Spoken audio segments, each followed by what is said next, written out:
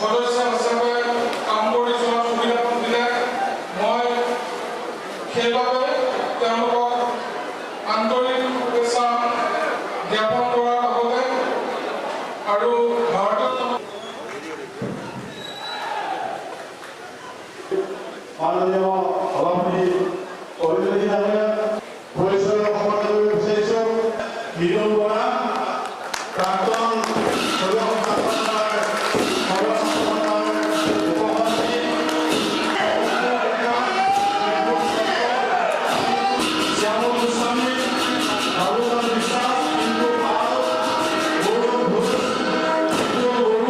আমি কৈছোঁ যে আমাৰ যিসকল বিধায়ক তেখেতসকলে খুব আন্তৰিকতাৰে কাম কৰিছে আৰু সেইকাৰণে আমি ভাবিছোঁ যে এইবাৰো ৰাইজে আমাক অধিক সংখ্যক সমৰ্থন দি পেলাই আগতকৈ বেছি ভোটত আমাৰ বিধায়কসকল নিৰ্বাচিত হ'ব।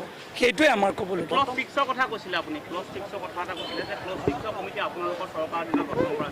তেওঁ কৈছে যে এখন কমিটি বনোৱা গৈছে, কমিটিয়ে প্ৰতিবেদন দিছে, প্ৰতিবেদনৰ ওপৰত চৰকাৰে কাম কৰিব, সেইটোৱে কথা।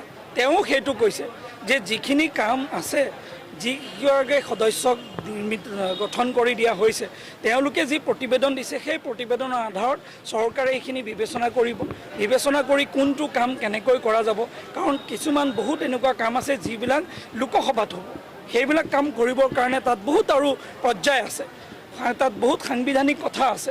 সেই বিষয়সমূহ পৰ্যায়ক্ৰমে বিধানসভা, লোকসভা এইখিনিত গৈ কামখিনি হ'ব। সেইটোৱে কথা কৈছে যে কেইগৰাকীমান ব্যক্তিয়ে বিচাৰিলে কামটো নহয়, কি হ'ব লাগে সকলোকে বিশ্বাসত লৈহে কামটো হ'ব।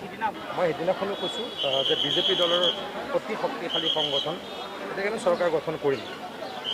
আপোনালোকে টুইষ্ট কৰিবলৈকে চেষ্টা নকৰিব। সেইদিনাও কৈছোঁ, আজিও কৈছোঁ, এই মুহূৰ্তত সৰ্বানন্দ সোণোৱাল ডাঙৰীয়া অসমৰ মুখ্যমন্ত্ৰী, গতিকে we don't have the second thought.